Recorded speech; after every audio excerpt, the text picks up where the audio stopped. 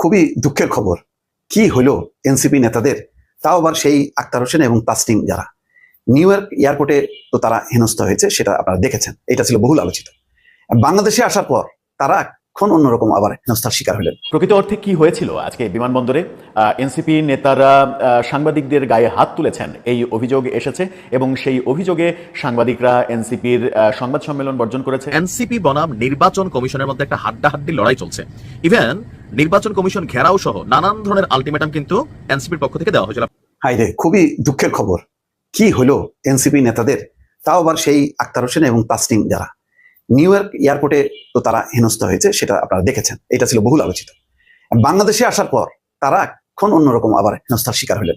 অন্যরকম আবার মনে করেন না যে হেনস্থার শিকার হয়েছে, তো সেটাও আবার কম না। দেখেন শিরোনামটা শুনেন, তাইলে বুঝতে পারবেন ঘটনাটা কি। সাংবাদিকদের সঙ্গে এনসিপির নেতাকর্মীদের দুর্ব্যবহার, আক্তার জারার সংবাদ সম্মেলন বর্জন। এখন ওরা বেচারা সংবাদ সম্মেলন করবে, আমেরিকাতে তাদের কি অর্জন হলো, কি বিসর্জন হলো, সবকিছু বলবে।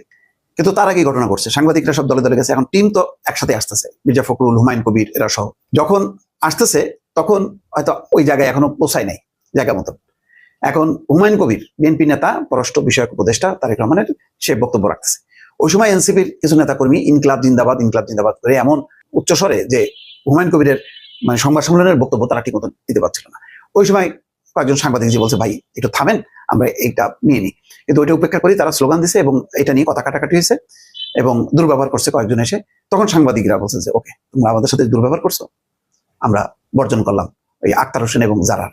এখন দেখেন বিএনপিটা বর্জন হলো না, জামাতেরটা বর্জন হলো না, পূর্বিত মালির ঘাড়ে সেই আক্তার হোসেন আর যারা যারা বারবার সেই আমেরিকায় যে সেই বহুল সেই জেফকে এয়ারপোর্টের ঘটনা দেখেন।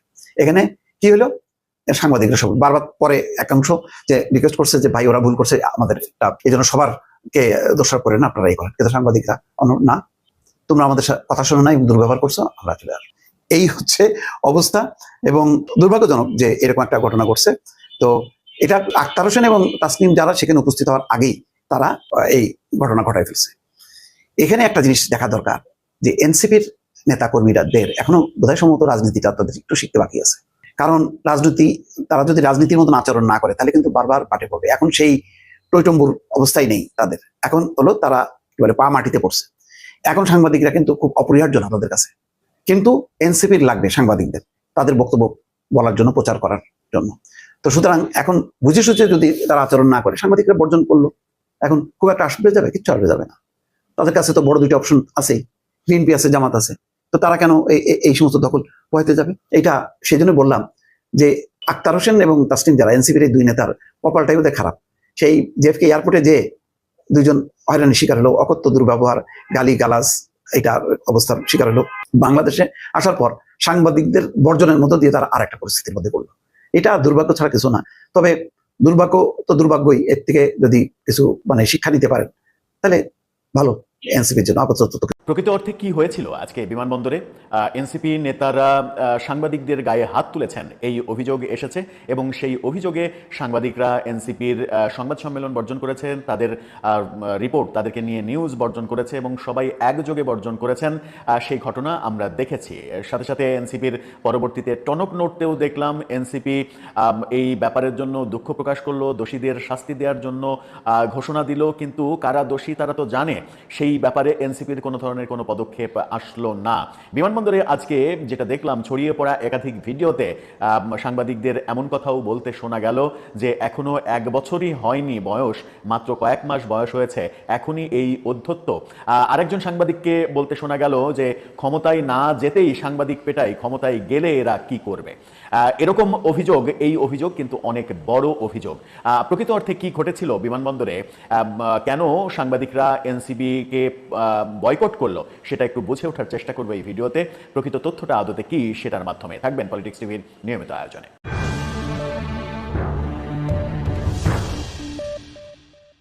দর্শক, বলছিলাম আজকে সকাল থেকে এনসিপিকে নিয়ে, সাংবাদিকদের নিয়ে ব্যাপক তোলপাড় হচ্ছে। সকাল 10টার একটু আগে বিমানবন্দরে ঘটে যাচ্ছে তাই একটা ঘটনা। সেখানে এনসিপির নেতাকর্মীরা সাংবাদিকদের শারীরিকভাবে লাঞ্ছিত করে, সাংবাদিকদের শারীরিকভাবে আঘাত করার এই ঘটনার পরিপ্রেক্ষিতে সমস্ত সাংবাদিকরা, বাংলাদেশের যত সাংবাদিক বিমানবন্দরে উপস্থিত ছিলেন, তারা সবাই এনসিপির সংবাদ সম্মেলন বয়কট করেছে।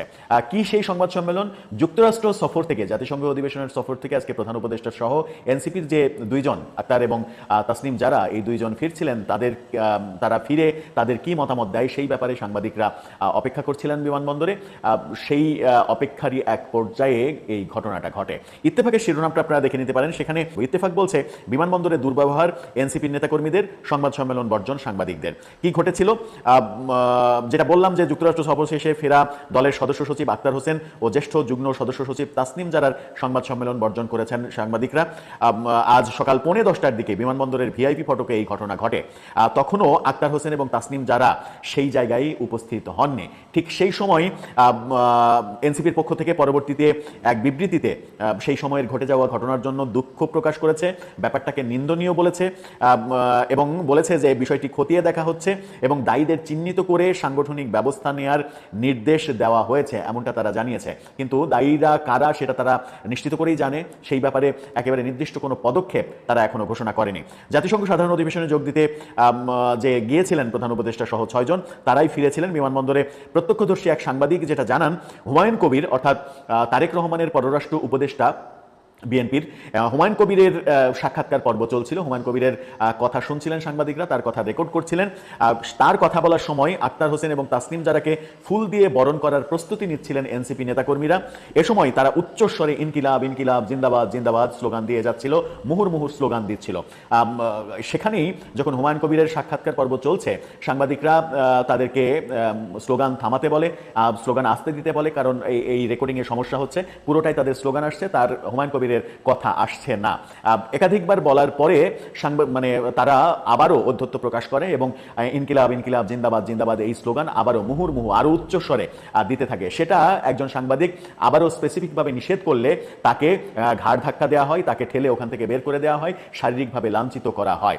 এনসিপি নেতারা খুবই ক্ষিপ্ত ব্যবহার সাংবাদিকদের সঙ্গে করেন, সেই দৃশ্যের বর্ণনা দিয়েছেন সাংবাদিকরা। সেখানে পরবর্তীতে যখন সাংবাদিকরা তাদের এরপরেই, হুমায়ুন কবিরের পরেই আক্তার এবং তাসনিম যারা আসবেন, তাদের সাক্ষাৎকার নেবে সাংবাদিকরা, সেই পর্বটা তারা বর্জন করে হুমায়ুন কবিরের সাক্ষাৎকারের ওই অংশ থেকেই তারা সেখান বিমানবন্দর ত্যাগ করে। সমস্ত সাংবাদিককে পরে ছড়িয়ে পড়া বিভিন্ন গণমাধ্যমের লাইভ থেকেও আমরা দেখেছি, কালের কণ্ঠ সহ বিভিন্ন গণমাধ্যমের লাইভে আমরা দেখেছি সাংবাদিকরা সেই জায়গা ছেড়ে রাস্তায় এসে গাড়িতে করে যে যার মতো করে ফিরে যাচ্ছে। সেখানে সাংবাদিকরা বলেছেন যে 2 ঘন্টারও বেশি সময় ধরে এই জায়গায় আমরা দাঁড়িয়ে আছি তাদের জন্য, তাদের সাক্ষাৎকার নেওয়ার জন্য, তাদের নিউজ করার জন্য, আর তারাই আমাদের সঙ্গে দুর্ব্যবহার করে, আমাদের গায়ে হাত তোলে। আমরা যে কষ্ট করে এখানে দাঁড়িয়ে আছি, রাস্তায় দাঁড়িয়ে আছি, সেটার কোনো মূল্য তাদের কাছে নেই। আমরা তো তাদের নিউজ করতেই এসেছি। তারা নিউজ করাতে চাই, টেলিভিশনের চেহারা দেখাতে চাই, কিন্তু আবার দুর্ব্যবহার করার ব্যাপারে কোনো ছাড় দেয় না। একজন সাংবাদিক বলেছেন, ক্ষমতায় আসার আগেই যদি সাংবাদিকের গায়ে হাত দেয়, তাহলে ক্ষমতায় আসার পরে এরা কি করবে? আরেকজন বলেছেন যে মাত্র তো কয়েক মাস হলো, 1 বছরও এখনো হয়নি, মাত্র তো কয়েক মাস হলো তারা শুরু করেছে। এখনই যদি এই ব্যবহার হয়, এখনই যদি সাংবাদিকের গায়ে হাত তোলে, তাহলে পরবর্তীতে এদের অবস্থা কি হবে সেই ব্যাপারে খুব সহজেই অনুমান করা যায়। এরকম মন্তব্য, ক্ষিপ্ত মন্তব্য সাংবাদিকদের করতে দেখা গেছে অন ক্যামেরায়, অন রেকর্ড। এনসিপি এখন দেখা যাক যে কি ব্যবস্থা গ্রহণ করে এবং সাংবাদিক যারা সেখানে ছিলেন তাদের কাছে একেবারে লিখিতভাবে ক্ষমা চান কিনা এবং এই ঘটনা যারা ঘটিয়েছে তাদের দল থেকে বহিষ্কার করেন কিনা, নাকি একটা শোকজ দেবে, লোক দেখানো শোকজ, যেটা এর আগে আমরা বহু ক্ষেত্রে দেখেছি তারা শোকজ দেয়, যখন সেই আলোচনাটা থেমে যায় কিছুদিন পরে সেই শোকজ আবার প্রত্যাহার করা হয়, বহিষ্কার করে, কিছুদিন পরে আলোচনা থেমে যাওয়ার পরে সেই বহিষ্কার আদেশ প্রত্যাহার করে নিয়ে আবার দলে তাকে নেওয়া হয়। এরকম বেশ কয়েকবার কয়েকটা ঘটনা এনসিপি ঘটিয়েছে। এবারও কি সেরকমটাই ঘটবে? তাদের বিরুদ্ধে সাংবাদিকদের যে বড় অভিযোগটা, সেটা হচ্ছে ক্ষমতায় যাওয়ার আগেই যদি সাংবাদিক পেটায় এরা, তাহলে ক্ষমতায় যাওয়ার পরে কি করবে? এটাই কি নতুন রাজনৈতিক বন্দোবস্ত? মন্তব্যের মধ্যে কেউ দুষ্টামি করে আবার কমেন্টও করছে যে ভাই ভালোই হয়েছে, ভবিষ্যতে ভিক্ষা টিক্ষা করতে ওই যে থালাবাটির দরকার লাগবে এনসিপির, তো থালাবাটিটাই পাইছে। চাইলো শাপলা ফুল, দিল হচ্ছে থালাবাটি আর কাপ পিরিচ প্রতীক। দর্শক, এই মুহূর্তে এনসিপি বনাম নির্বাচন কমিশনের মধ্যে একটা হাড্ডাহাড্ডি লড়াই চলছে। ইভেন নির্বাচন কমিশন ঘেরাও সহ নানান ধরনের আলটিমেটাম কিন্তু এনসিপির পক্ষ থেকে দেওয়া হয়েছিল। আপনারা জানেন যে রাজনৈতিক দল হিসেবে এনসিপির নিবন্ধন কমপ্লিট হয়েছে। তো নিবন্ধনের পর দলটির মার্কা হবে কি?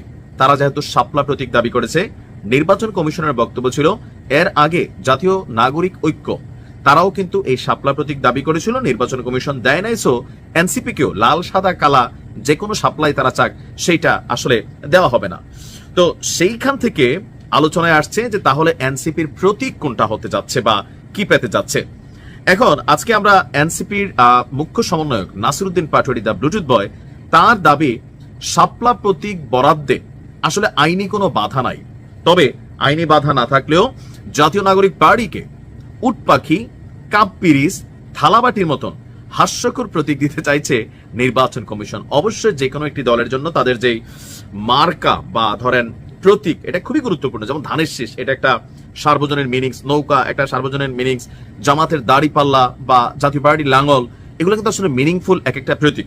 তো সেই জায়গা থেকে যে দলটার প্রতীক যদি হয় থালাবাটি, কাপ পিরিচ, কেমন লাগে যে ধরেন বাটি বুটি নিয়ে ঘুরলো, ডিনার সেট কিনলো, বিভিন্ন জায়গায় মিছিল মিটিং এর মধ্যে হাতি নিয়ে হাঁটলো, দেখতেই কেমন একটা অড ফিল হয়।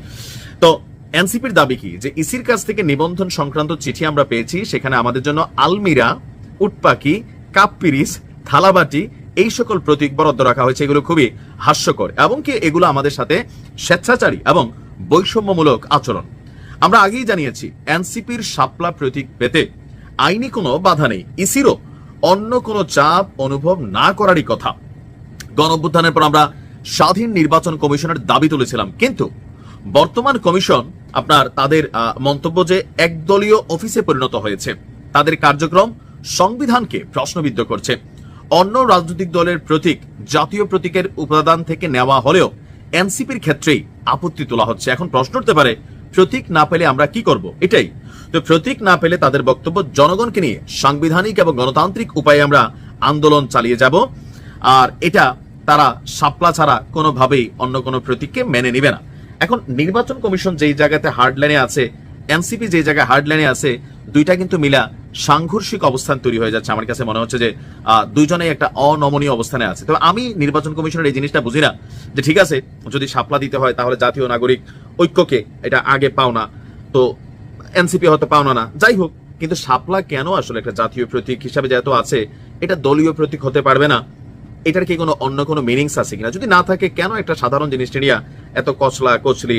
বা নির্বাচন কমিশন স্বাধীন না, নিরপেক্ষ না? এনসিপি নেতাদের বক্তব্য এটা বিএনপি কর্তৃক বা অন্যদের হস্তক্ষেপে চাপে পড়া এই মার্কাটা দিতে চাচ্ছে না। তো এগুলো তো নানান ধরনের পারসেপশন বা ন্যারেটিভ তৈরি করছে। একটা পরিষ্কার পরিচ্ছন্ন অবস্থান থাকা জরুরি। যদি দেওয়ার সুযোগ থাকে দিয়ে দেখ, খারাপ না তো।